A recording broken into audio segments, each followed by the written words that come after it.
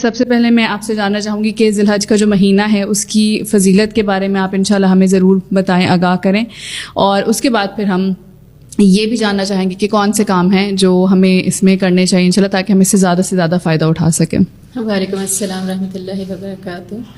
اچھا، ذی الحج کی آپ نے بات کی، لیکن اس سے پہلے جیسے آپ نے رمضان کی بات کی اور سارے مہینوں کی بات کی، تو یہ بہت ہی خوبصورت بات ہے، اور اس میں اللہ تعالیٰ کا ہمارے اوپر اتنا بڑا احسان ہے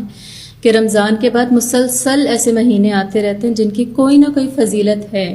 جیسے رمضان کے فوراً بعد شوال آ جاتا ہے، اس کے 6 روزوں کی فضیلت ہے، پھر ذی الحج آ جاتا ہے، اس کی اپنی فضیلت ہے، پھر ذی القعدہ، ذی الحج اور محرم، یہ تینوں مہینے جو ہیں یہ حرمت والے مہینے ہیں، اور پھر رجب بھی بیچ میں حرمت والا مہینہ آتا ہے۔ تو بیسکلی جو سال کا سٹارٹ ہوتا ہے نا، محرم سے سٹارٹ ہوتا ہے، محرم حرمت والا مہینہ ہے، رجب بیچ میں آ جاتا ہے، دوبارہ حرمت والا مہینہ، اور اینڈ ہوتا ہے ذی الحج پہ۔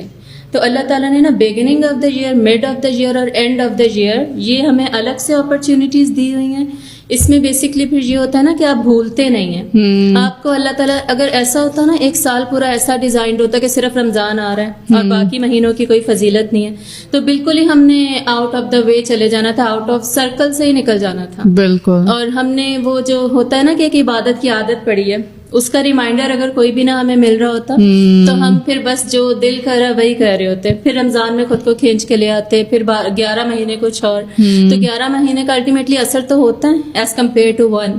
تو اس طرح اللہ تعالیٰ نے جو ڈویژن کی ہے نا، اس کا یہ بہت بڑا بینیفٹ ہے کہ ہمیں کانسٹنٹ ریمائنڈر رہتا ہے، after 4-5 months there is a reminder, again there is a reminder, اور سال کے اینڈ میں دونوں مہینے اکٹھے کہ وہ حرمت والے مہینے ہیں۔ اور حرمت والے مہینوں کا بینیفٹ کیا ہوتا ہے کہ ان میں ریوارڈس جو ہے وہ ملٹی پلائی ہو جاتے ہیں، جو ثواب ہے وہ بڑھ جاتا ہے ہر نیک کام کا۔ اور پھر اللہ تعالیٰ نے خصوصاً حرمت والے مہینوں میں جنگ و جدال سے، قتل و غارت گری سے، ہر چیز سے منع کر دیا۔ حالانکہ ویسے بھی ان چیزوں کی طرف، فساد کی طرف نہیں آنا چاہیے، لیکن ان مہینوں میں خصوصی طور پہ اس کا اہتمام کیا جائے گا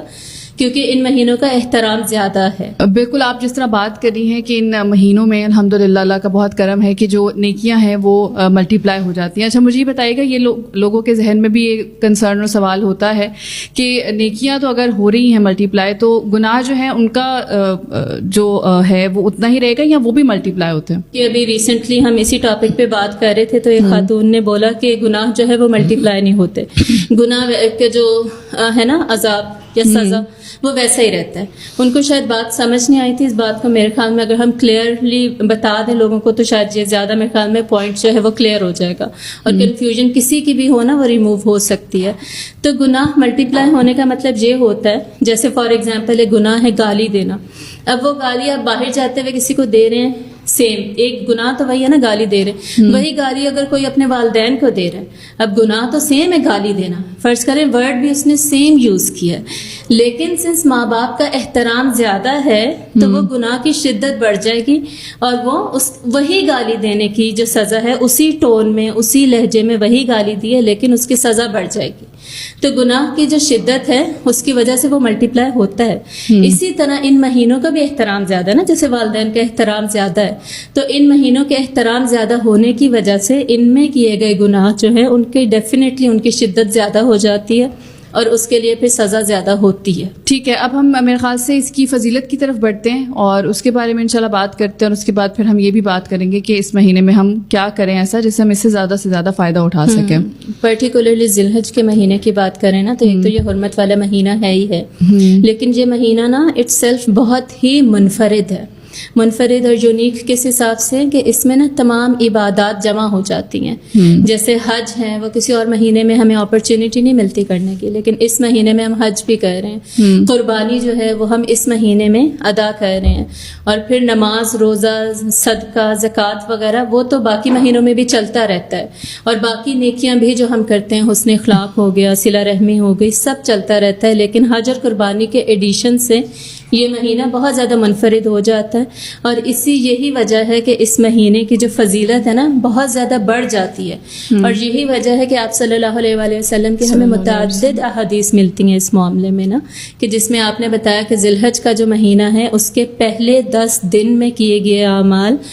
بھاری ہیں تمام اعمال پہ جو کسی اور وقت میں کیے جاتے ہیں۔ ان 10 دنوں کی اتنی زیادہ فضیلت ہے، رمضان کے آخری 10 دنوں کی فضیلت ہے نا, آخری 10 راتوں کی بلکہ کہنا چاہیے, جو آخری عشرہ اس کی راتوں کی فضیلت ہے رمضان میں, اور ذی الحج کا جو پہلا عشرہ ہے اس کے دنوں کی فضیلت زیادہ ہے. تو that in comparison to this, تو لوگوں کو عموماً رمضان کا پتہ ہوتا ہے اور اس کے آخری عشرے کا پتہ ہوتا ہے اور اس کا اہتمام بھی کرتے ہیں, عموماً لوگ کرتے ہیں, لیکن ذی الحج کا جو ہے اس کا کوئی ریمائنڈر نہیں ہوتا, کوئی بتا نہیں رہا ہوتا, کوئی اہتمام نہیں کیا جا رہا ہوتا. ایون رمضان میں ہم لوگ ڈیکوریشن بھی کر رہے ہوتے ہیں, ہم بچوں کو انوالو کر رہے ہوتے ہیں. اس مہینے میں دیکھا گیا کہ ہم ڈیکوریشن بھی کوئی نہیں کرتے, ہم بچوں کے لیے کوئی ایکٹیویٹیز وغیرہ بھی ڈیزائن نہیں کرتے, اور عموماً بچوں سے روزہ بھی نہیں رکھوا رہے ہوتے, حالانکہ رمضان کے ہم رکھوا رہے ہوتے ہیں. تو یہ تھوڑی سی نیگلیجنس ہے جو ہمارے پارٹ پہ ہوتی ہے,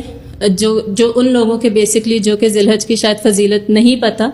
یا اس کی فضیلت کو بھی اس کا ایگزیکٹ سٹیٹس نہیں پتہ جو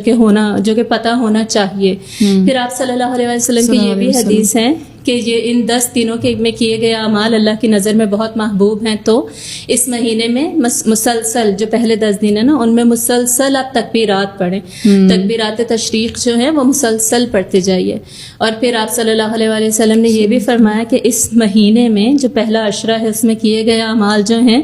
وہ سب سے زیادہ افضل ہیں. اور صحابی نے پوچھا کہ کیا اس سے افضل کچھ بھی نہیں ہے, تو آپ صلی اللہ علیہ وسلم نے فرمایا کہ سوائے اس شخص کے جو جہاد پہ نکلتا ہے نا اور اپنا سب کچھ لٹا کے, مال اور جو کچھ اس کے ہاتھ میں ہے وہ سب کچھ لٹا کے واپس آ جاتا ہے.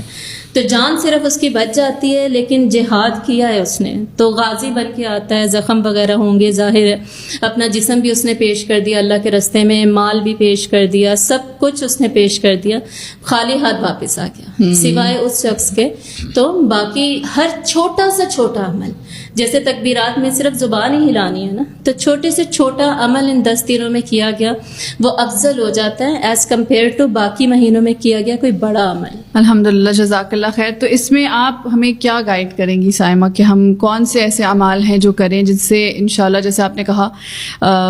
کچھ تو ہمیں پتہ ہوتی ہیں چیزیں کہ چلے ہم اپنی باقی جو ڈیلی کی نمازیں ہیں وہ پڑھ لیں گے, اور ڈیلی کے اذکار کچھ لوگ کرتے ہوں گے تو وہ کر لیں گے, لیکن کوئی اسپیسیفک چیزیں ایسی ہوں جو آپ ہمیں گائیڈ کر سکتی ہیں قرآن اور حدیث کی روشنی میں کہ یہ ضرور کریں تو انشاءاللہ اس سے ہمیں زیادہ سے زیادہ فائدہ ہوگا. ایک تو ہم لوگ چیک لسٹ بناتے ہیں ہمیشہ, اور اس چیک لسٹ میں ہم نے سارے پوائنٹس 1 to 10 اور مور لکھے ہوئے ہوتے ہیں, ٹھیک ہے, اور آگے 1 to 10 ڈیز بنائے ہوئے ہوتے ہیں کہ وہ ساتھ ساتھ کرتے جائیں تاکہ یہ ڈیز جو ہے وہ اگنور نہ ہو جائیں, نظر انداز نہ ہو جائیں. بالکل. تو ان میں ایک تو تکبیرات کے سنس ہمیں حدیث سے پتہ چلتا ہے کہ پڑھنی چاہیے, تو تکبیرات تو ضرور ہونی چاہیے. علماء اس میں یہ سجیسٹ کرتے ہیں کہ آپ کا جو جائے نماز ہے اس کے کونے میں آپ لکھ کر لگا لیں, اور کونے میں آپ ریمائنڈر, صرف ریمائنڈر کا ورڈ لکھ لیں, باقی پوری تکبیر تو ظاہر ہے نہیں لکھیں گے نا, لیکن ریمائنڈر لکھ کے لگا لیں, یا جہاں آپ نماز پڑھتے ہیں وہاں سامنے کہیں ریمائنڈر لکھ کے لگا دیں, تو وہ دیکھ کر بھی یاد آ جائے گا کہ یہ جو الگ سے میں نے چیز رکھی ہوئی ہے اس کا مطلب ہے میں نے تکبیرات پڑھ دی ہیں. تو ہر نماز کے بعد پھر یاد آتا رہے گا. اور ڈیفینیٹلی اپنے گھر کے اندر پلے بھی کیجئے تکبیرات تاکہ بچے بھی سنتے رہیں,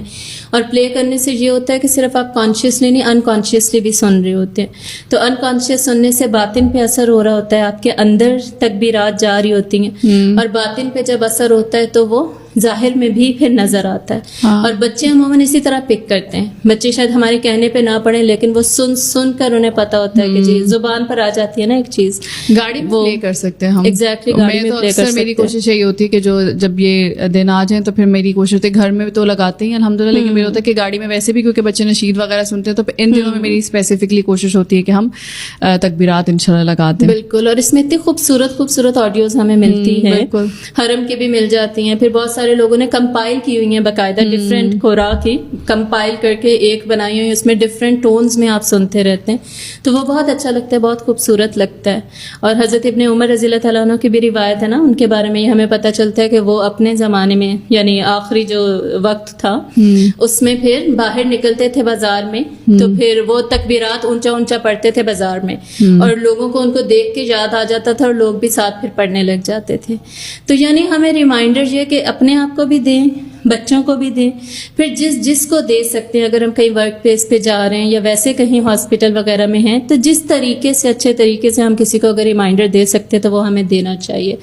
پھر صدقہ ضرور دینا چاہیے ان 10 دنوں کے اندر، چاہے اسمال اماؤنٹ ایک فکس کر لیں، جیسے 50 روپیز ایٹ لیسٹ فکس کر لیں، وہ 10 ڈیز پہ ڈیوائڈ کر کے روزانہ دیں، چاہے وہ اپنی میٹ کو دیں، چاہے وہ گھر سے، ہم باہر عموماً مسجدیں ہمارے گھر کے قریب ہوتی ہیں تو ڈونیشن باکسز عموماً لگے ہوئے ہوتے ہیں، وہاں پر دے دیں، یا کسی نہ کسی کو آپ آئیڈینٹیفائی کر لیں کہ اس کو ہم نے صدقہ دینا ہے یہ 10 دنوں میں۔ اب یہ نہ ہونا اگلے دن نکلے ڈھونڈ رہے کہاں پہ دیں، تو پہلے سے ہی آئیڈینٹیفائی کر لیں اور 10 دن پورے ضرور دیں۔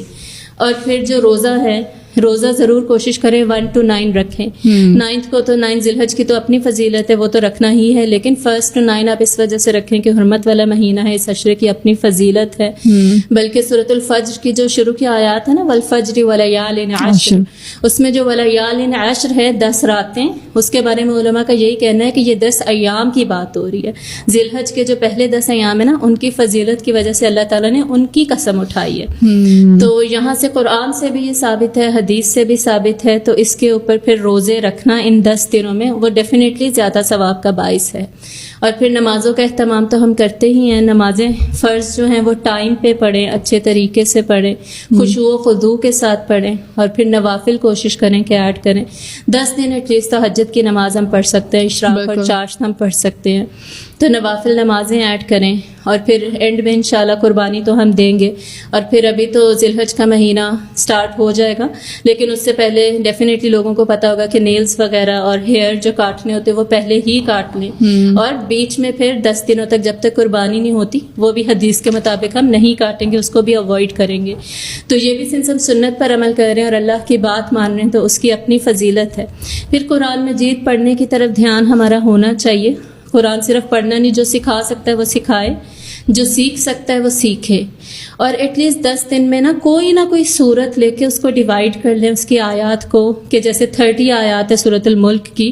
تو 3 آیات ہی پر ڈے بنتی ہے نا 10 ڈیز میں، تو آپ 3 آیات تو بندہ کر سکتا ہے، اتنا مشکل نہیں ہوتا۔ حفظ میں صرف یہ ہے کہ آپ نے اس کو سنانا ہوتا ہے تو وہ آپ کا پکا رہتا ہے،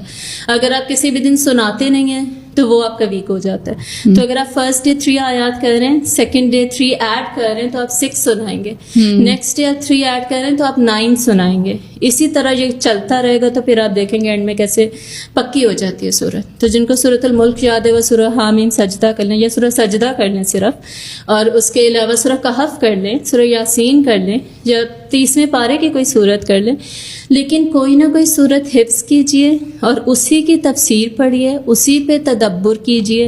اور اس کے بارے میں کوشش کریں کہ جو مستند علماء ہیں ڈفرینٹ، ان سب کی رائے پڑھنے کی یا سننے کی کوشش کیجئے، اور پھر اس کے پوائنٹس لکھ لیں تو بہتر ہے، اور اس کے اوپر پھر خود بھی کانٹمپلیٹ کریں، خود بھی اس کے اوپر تدبر کریں، اور ڈیفینیٹلی کوشش کریں اپنے اخلاق کو ہم نے نہیں بھولنا، اخلاق ہمارا بیسٹ ہونا چاہیے، صلہ رحمی کا خیال کرنا چاہیے۔ کسی کے ساتھ اچھا نہیں کر سکتے نا، تو ایمان کا لوئسٹ لیول ہے کہ آپ کسی کو تکلیف بھی نہ دیں، کسی کے رستے سے ایٹ لیسٹ پتھر ہٹا دیں کہ اس کو تکلیف بھی نہ ہونا، تو کسی کو تکلیف نہ دینا یہ ایمان کا لوئسٹ لیول ہے، ایٹ لیسٹ اتنا تو کریں نا، ہماری زبانوں سے ایٹ لیسٹ کسی کو تکلیف نہ ہو۔ تو ان ساری چیزوں کا اہتمام ہمیں ضرور کرنا چاہیے، اور چیک لسٹ جو ہے اس کو آپ گھر میں کہیں لگا لیں، فریج پہ میگنیٹس رکھنے چاہیے ہمیں، میگنیٹس فریج کے اوپر وہ لگا لیں میگنیٹس کے ساتھ، یا اگر کسی کے گھر میں نوٹس بورڈ ہے تو اس کے اوپر وہ لگا لیں۔ لیکن اگر ہم یہ والا اہتمام نہیں کرتے نا لگانے والا، تو عموماً ہمیں چیزیں بھول جاتی ہیں پھر۔ جزاک اللہ خیر کثیر، بہت اچھی آپ نے پریکٹیکل ہمارے ساتھ جو ہیں وہ ٹپس شیئر کی، اور اگین وہی بات ہے کہ یہ اللہ سبحانہ تعالیٰ کی بہت بڑی رحمت ہے ہمارے لیے کہ اللہ تعالیٰ ہمیں ایک بار نہیں بلکہ بار بار پورے سال میں ایسی اپرچونیٹیز دیتے ہیں جہاں پر، کیونکہ ایز اے ہیومن میرے خیال سے ہماری نیچر ہے نا، ہمیں خاص طور پہ اگر کوئی بھی انسان جو ایمان والا ہے، اللہ تعالیٰ پر اور آخرت پر ایمان رکھتا ہے، نبی صلی اللہ علیہ وسلم پر ایمان رکھتا ہے، تو اس کو کنسرن رہتا ہے اپنے نیکیوں کو لے کر، اپنے اعمال کو لے کر کہ پتہ نہیں if I am doing enough or not۔ تو ایک تو اس لحاظ سے ایک کائنڈ آف موٹیویشن بار بار ملتی رہتی ہے کہ اچھا چلو اگر میں شاید میں نے رمضان میں اس کا حق ادا نہیں کیا تو چلو ان 10 دنوں سے فائدہ اٹھا لیتا ہوں، اور پھر آگے بھی جتنے آنے والے مہینے، اور پھر شوال کا بھی آپ نے جیسے ذکر کیا۔ تو اللہ تعالیٰ ہمیں یہ توفیق عطا کرے کہ ہم، اللہ تعالیٰ نے ہمارے لیے جو آسانیاں اور نعمتیں رکھی ہیں ان سے ہم بہترین فائدہ اٹھا سکیں انشاءاللہ۔